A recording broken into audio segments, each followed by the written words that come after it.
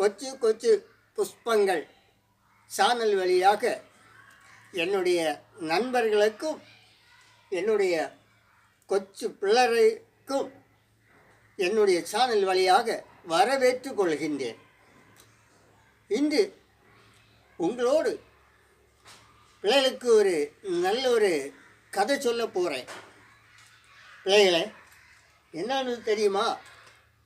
2 நண்பர்கள் இருந்தார்கள்.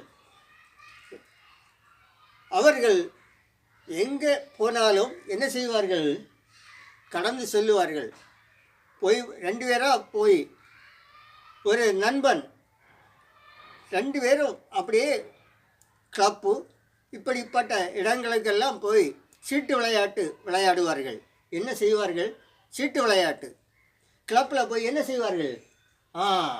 அப்போது அந்த சீட்டு விளையாட்டு விளையாடி கொண்டு இருக்கிற சமயத்தில்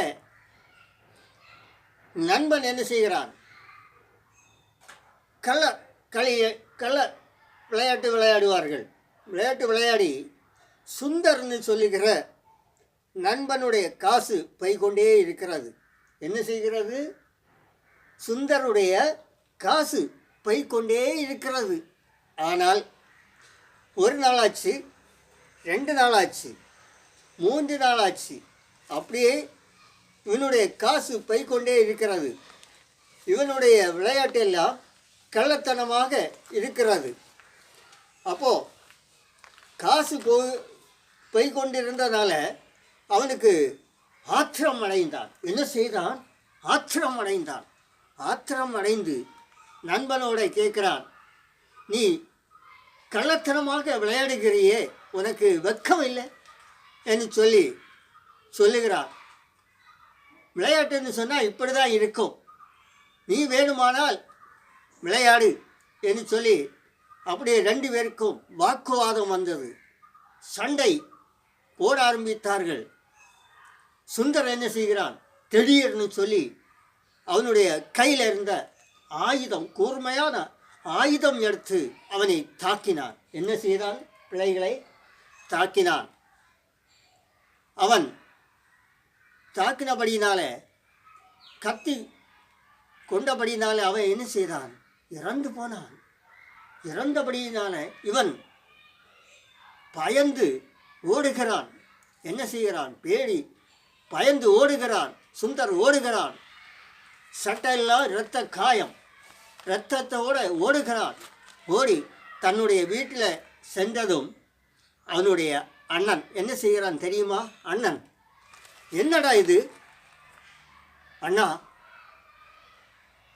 நான் ஒரு தவறு செய்தேன். என்ன செய்தேன்? தவறு செய்தேன். என்ன செய்கிறேன்னு தெரியவில்லை. கொஞ்ச நேரத்தில் என்னை போலீஸ் வந்து பிடிக்கும் என்று சொல்லுகிறான்.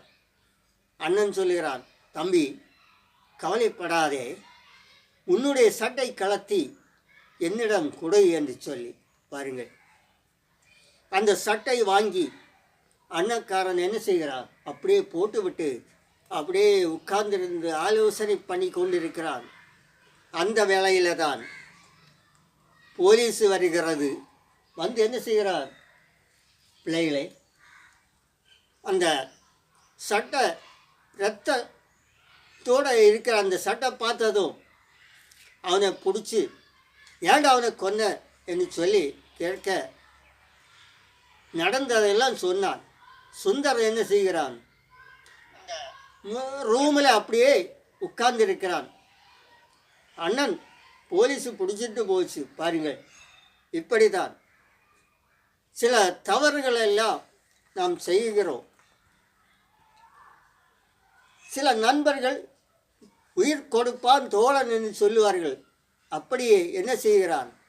அண்ணன்காரன் தம்பியை காப்பாற்றுவதற்காக என்ன செய்கிறான்? போலீஸுக்கு போய்விட்டார்.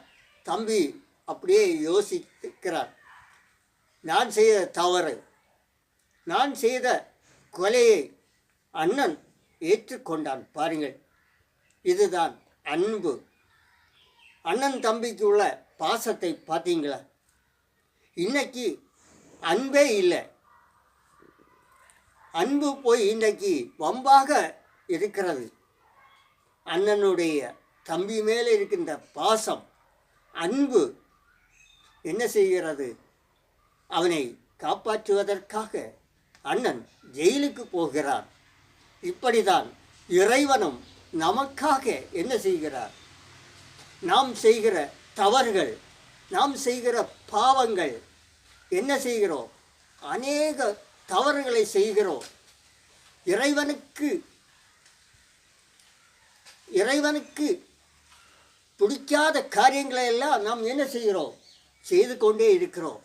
இறைவன் நம்மளை மன்னிக்கிறார். பாருங்கள், அவர் மன்னிக்கிறவராக இருக்கிறார். அவருக்காக நாம் என்ன செய்கிறோம்? அவர் நமக்காக பிதாவிடத்தில் பரிந்து பேசிக்கொண்டிருக்கிறார்.